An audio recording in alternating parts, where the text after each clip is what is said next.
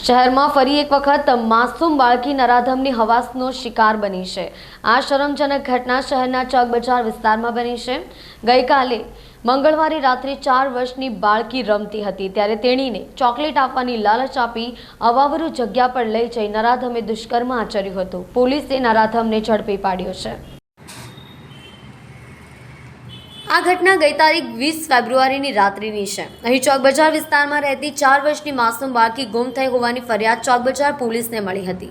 બાળકી ગુમ હોય પોલીસે તાત્કાલિક તપાસ હાથ ધરી હતી। બાળકીની ઘરની આસપાસના સીસીટીવી ફૂટેજ ચેક કર્યા હતા। દરમિયાન પોલીસને બાળકી ઇજાગ્રસ્ત સ્થિતિમાં મળી આવી હતી। બાળકીને હોસ્પિટલ ખસેડાઈ હતી જ્યાં તેની સાથે દુષ્કર્મ થયાનો ઘસફોટ થયો હતો। પોલીસ તપાસમાં અજાણ્યો ઇસમ બાળકીનું અપહરણ કરીને લઈ ગયો હોવાનું બહાર આવ્યું હતું।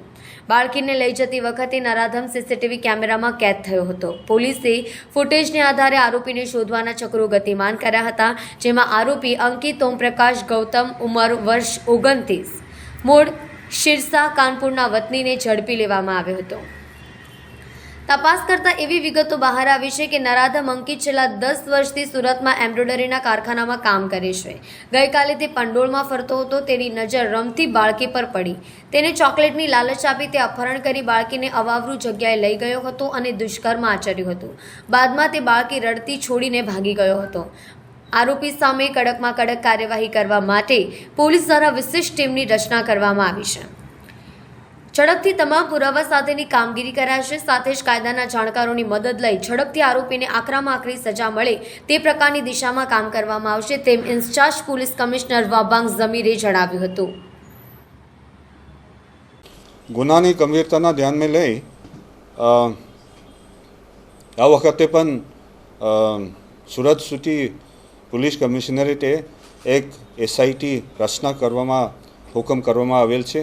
આ એસઆઈટીમાં ટીમ લીડર તરીકે ડીસીપી ઝોન 3 રહે છે અને ક્રાઇમ બ્રાન્ચના એક એસીપી અને ક્રાઇમ બ્રાન્ચના એક પીઆઈ અને ચોક બજારના પોલીસ ઇન્સ્પેક્ટર અને અન્ય સિટીમાં જે ઇન્વેસ્ટિગેશનના સારી પકડ છે આ તમામ માણસોને આ ટીમમાં સામેલ કરવામાં આવશે।